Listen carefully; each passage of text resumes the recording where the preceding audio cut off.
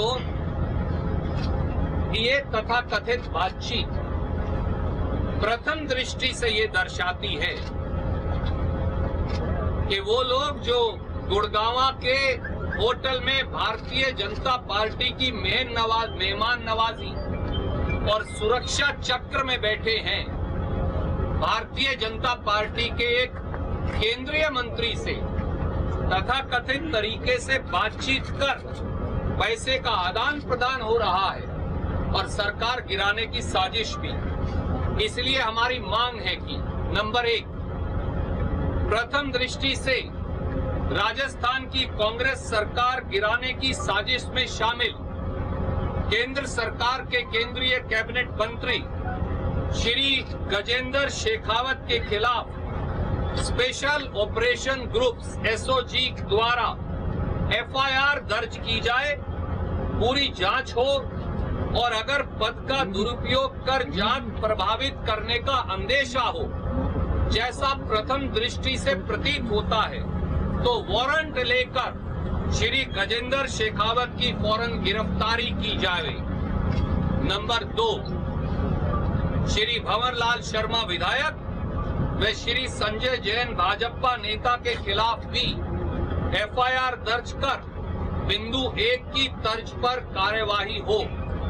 Number 3, पैसे का आदान प्रदान किस प्रकार से हो रहा है, वह यह सारा काला धन किसने मुहैया करवाया, कहां से आया, हवाला से ट्रांसफर कैसे हुआ और किस किस को दिया गया, इसकी संपूर्ण जांच हो।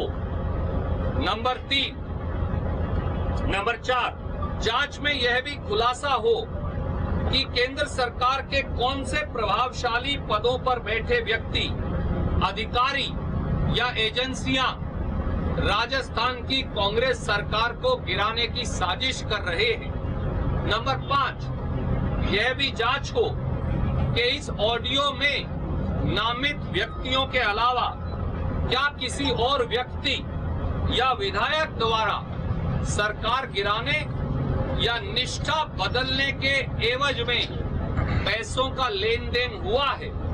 श्री सचिन पायलट भी आगे आकर विधायकों की सूची भाजपा को देने बारे इस तथाकथित इल्जाम के बारे अपनी स्थिति सार्वजनिक तौर से स्पष्ट करें। इसी टेप में मेरे एक मित्र चेतन डूडी जी की, विधायक जी की का भी नाम भंवरलाल शर्मा जी द्वारा लिया गया है। चेतन डूडी जी आपके समक्ष बैठे हैं, ये आपको बताएंगे कि किस प्रकार से इन्हें प्रलोभन देने की कोशिश की गई, पर इन्होंने साफ साफ नकार दिया गया।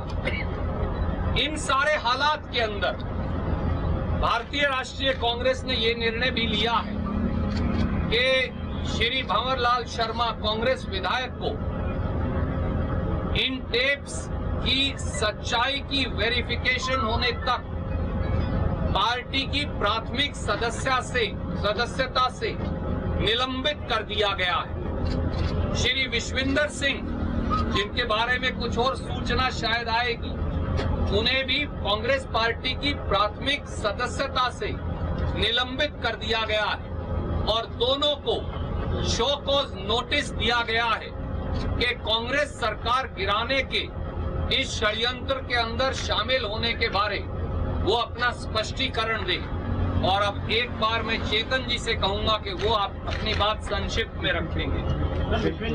आवाज है इसमें, ऑडियो में? इसमें नहीं है, पर शायद कुछ कहीं और हो।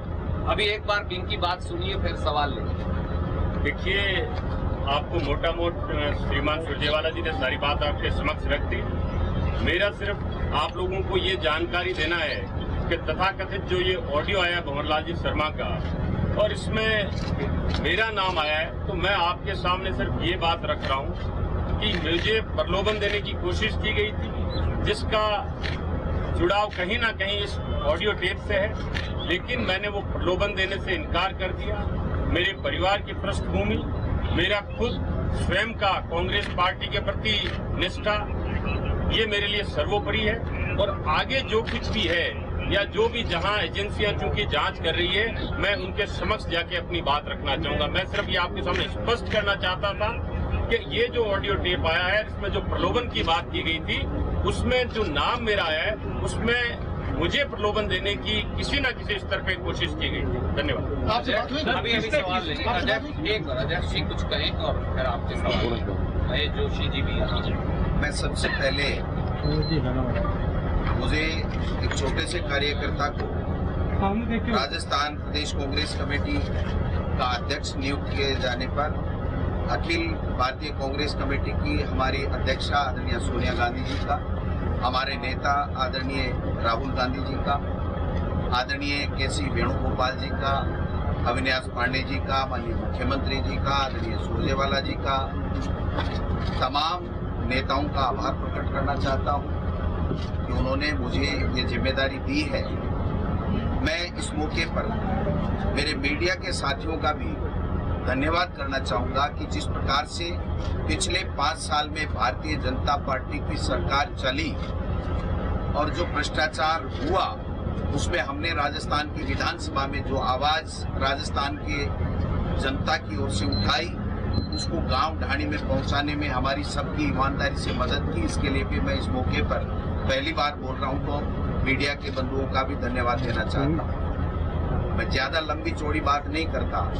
आदरणीय सुरजेवाला जी ने बहुत साफ और स्पष्ट शब्दों में ये बता दिया है कि जिस प्रकार से चुनी हुई सरकार को गिराने के लिए जो षड्यंत्र सत्ता के लालची लोग, भ्रष्टाचार के आकंठ में डूबे हुए भारतीय जनता पार्टी के नेता जो कर रहे थे, वो निश्चित रूप से जनता के सामने आ गया है।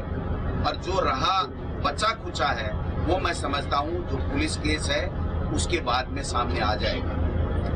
गजेंद्र सिंह जी ने कल एक ट्वीट करके, मैं प्रदेश अध्यक्ष बना तो मुझे ये कहा था कि महाराणा प्रताप की महानता और स्वाभिमान, और हम देश महान मानते हैं, आप परिवार को महान मानते हैं। मैं उसके ऊपर अपनी बात कहना चाहता हूं कि हाँ, मैं उस परिवार को महान मानता हूं जिसने इस देश की एकता और अखंडता के लिए इंदिरा जी शहीद हो गई, राजीव जी शहीद हो गए। उस परिवार को महान मानता हूं, उस पार्टी को महान मानता हूं जिस कांग्रेस पार्टी ने इस देश को आजाद किया। लेकिन मैं गजेंद्र सिंह जी से पूछना चाहता हूं कि महाराणा प्रताप ने उनकी महानता, उनका शौर्य, उनकी वीरता, उनका स्वाभिमान के पाठ में कहीं ये बात तो नहीं थी कि वो भ्रष्टाचार के आकंठ में डूब करके इस प्रकार का घिनौना करके लोकतंत्र से चुनी हुई सरकार को